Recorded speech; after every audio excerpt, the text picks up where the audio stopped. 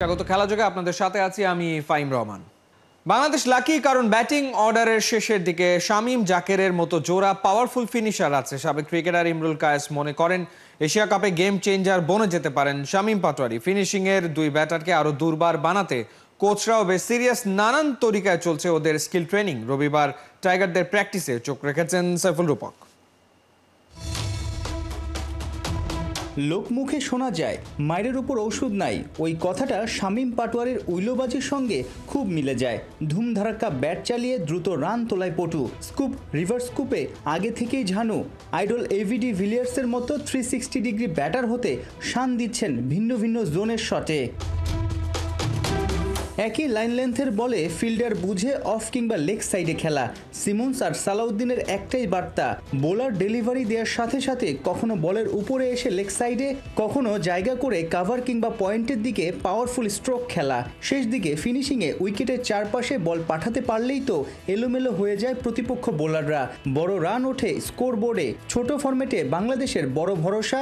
শামীম কি এশিয়া কাপে হতে যাচ্ছেন এক্স ফ্যাক্টর? অবভিয়াসলি শামীম আসলে দেখেন যে ওয়েতেও ব্যাটিং করছে এখন, আমার কাছে মনে হয় যে এই ধরনের একটা ব্যাটসম্যান আমাদের দেশে দরকার। কারণ আমরা যদি ওকে ঠিক মতো ইউটিলাইজ করতে পারি, আমার মনে হয় যে মানে he will be game changer. কারণ এনি টাইম ওর যে শর্টস অ্যাবিলিটি আছে, ও দেখি রিভার্স সুইপ খেলে, ফাইন লেগের উপর দিয়ে 6 মারছে, স্কুপ মারে।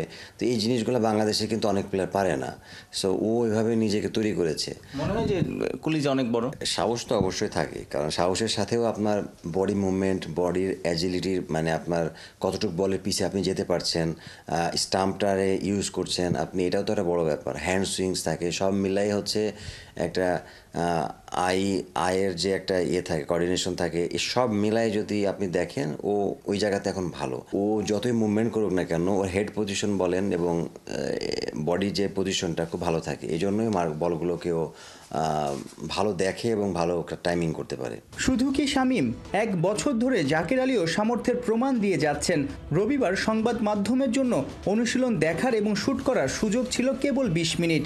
শামীম আর জাকেরের ওই 20 মিনিটের নেট সেশন ক্রিকেট ভক্তদের স্বপ্নবাজ করে তুলবে। ওদের ব্যাটিং ছিল 5th গিয়ারে, যেন শেষ 5 ওভারে দলের দরকার 50 কিংবা 60। কাল্পনিক ফিল্ডার সাজিয়ে মেশিন বলে কি দারুণ সব শট সিলেকশন আর টাইমিং। শুধু গায়ের জোরেই নয়, ইনোভেটিভ শটেও ওদের জুড়ি মেলা ভার। 22 গজে জাকের শামীমরা জ্বলে উঠলে হয়তো দলীয় টোটাল গিয়ে ঠেকবে 200-র আশপাশে। মাঠে ব্যাটারদের ভিন্ন ভিন্ন ছকে তৈরি করছেন সিমন্স আর সালাউদ্দিন। পেসাররা শন টেইটের দিক নির্দেশনায় ছুটছেন, ভ্যারিয়েশন বাড়াচ্ছেন। কিংবদন্তি মুস্তাক আহমেদের টিপসে আরও ধারালো হচ্ছে রিশাদ, নাসুম, তানভীরদের স্পিন। সাইফুল রূপক, 71। দলের নেতৃত্বে আছেন নুরুল হাসান সোহান। নর্দার্ন অস্ট্রেলিয়ায় বাংলাদেশ এ দলের টার্গেট শুরু থেকে টপ অ্যান্ড টি20 টুর্নামেন্টের চ্যাম্পিয়ন হওয়া, কিন্তু কপাল খারাপ। আসরে নিজেদের প্রথম ম্যাচে নেপালের বিপক্ষে জয় পেলেও নুরুল হাসান সোহানের দল এবার 5 উইকেটে হেরে বসেছে পার্থ স্কচার্স একাডেমির কাছে। খালিদ জামিলের ম্যাচ রিপোর্টে বিস্তারিত। পার্থ স্কচার্সের 3 ফিল্ডার দৌড়চ্ছেন একই বলের দিকে। টাইগার ব্যাটারের হাঁকানো গ্রাউন্ড শট থেকে বাউন্ডারিটা অবশ্য রক্ষা করেছেন একজনই, কিন্তু এক বলের পেছনে 3 জনের দৌড়নোর এই সায়েন্সটা কি? বাংলাদেশেও একবার জন্ম দিয়েছিল অনেকটা একই রকম ঘটনার। 2024-এ চট্টগ্রাম টেস্টে লঙ্কান ব্যাটারের শটের পর একটা বলের পেছনেই দৌড়েছিলেন 5 ফিল্ডার।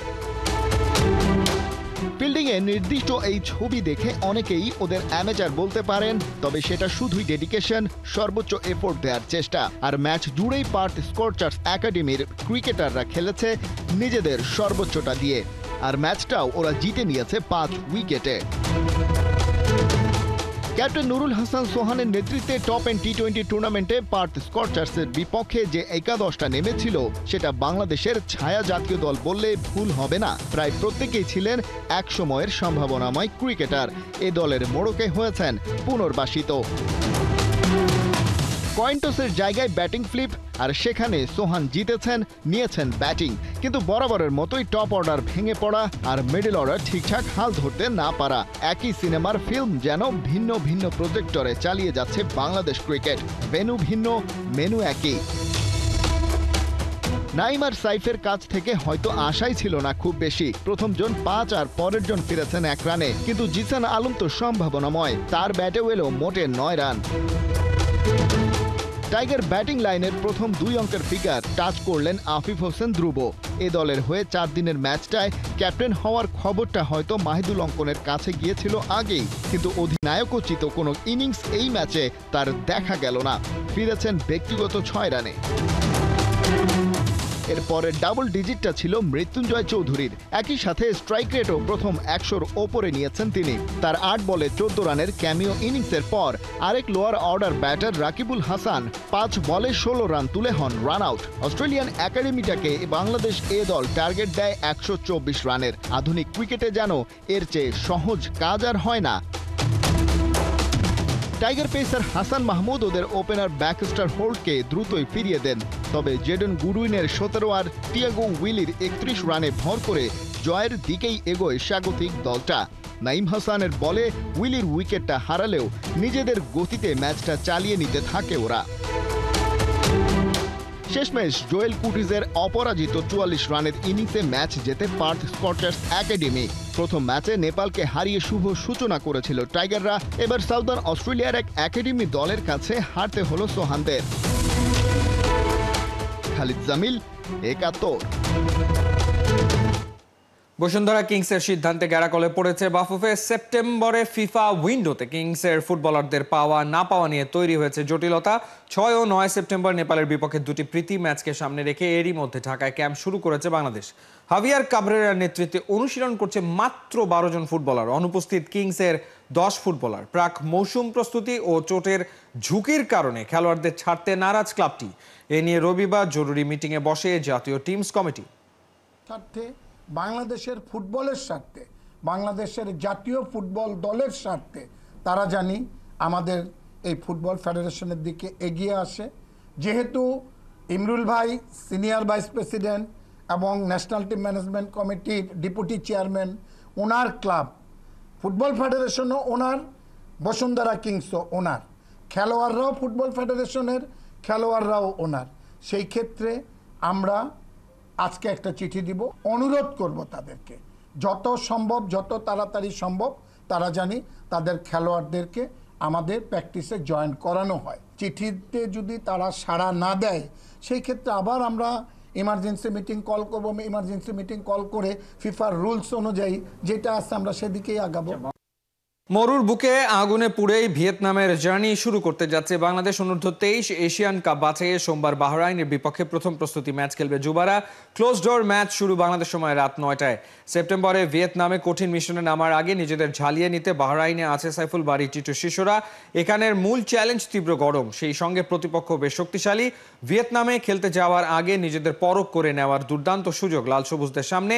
জয়ের দিকেই নজর থাকবে বাংলাদেশের। এই ম্যাচেই ইনজুরির কারণে না খেলার সম্ভাবনাই বেশি মোরসালিনের। ইউরোপের সেরা ক্লাব কোনটা? এক কথায় চলে আসবে রিয়াল মাদ্রিদের নাম। ব্র্যান্ড ফাইন্যান্সের প্রতিবেদনও সেই কথাই বলছে।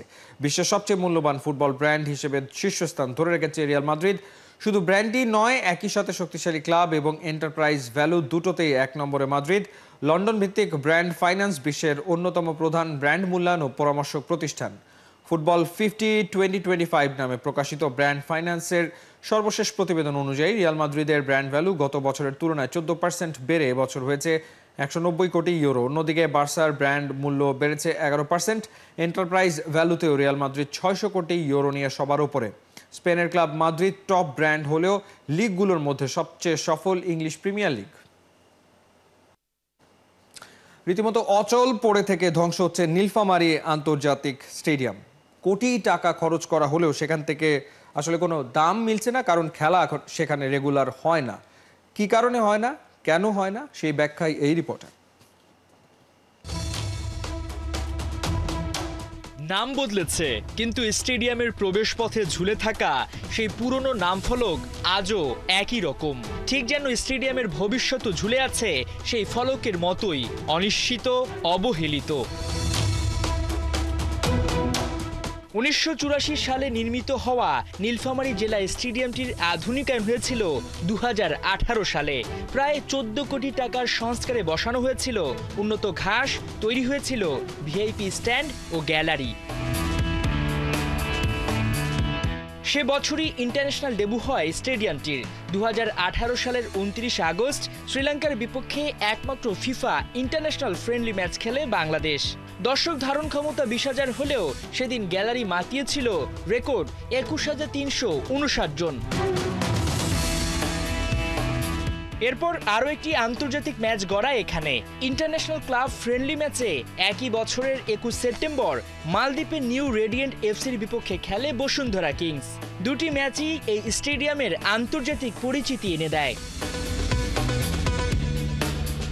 কিন্তু তারপর আর এখানে কোনো ইন্টারন্যাশনাল ম্যাচ হয়নি। কখনো স্থানীয় খেলাধুলা, কুচকাওয়াজ ও দিবস ভিত্তিক অনুষ্ঠানে সীমাবদ্ধ থেকেছে মাঠের ব্যবহার। এর বাইরে বাংলাদেশ প্রিমিয়ার লিগ ফুটবলে বসুন্ধরা নিজেদের হোম ভেন্যু হিসাবে এই মাঠ ব্যবহার করেছে। তবে 2022 সালে কিংস অ্যারেনা চালু হলে এখান থেকে তারা ব্যাগ অ্যান্ড ব্যাগেজ নিয়ে চলে যায়। ইন্টারন্যাশনাল ম্যাচ আয়োজনের লক্ষ্যে সংস্কারের পর গেল 6-7 বছরে এই মাঠে ছায়াও পড়েনি কর্তাদের। গ্যালারির জীর্ণ অবস্থা, ভবনগুলোর নেই রক্ষণাবেক্ষণ, সবই যেন প্রমাণ করে অযত্ন অবহেলার ছাপ কতটা।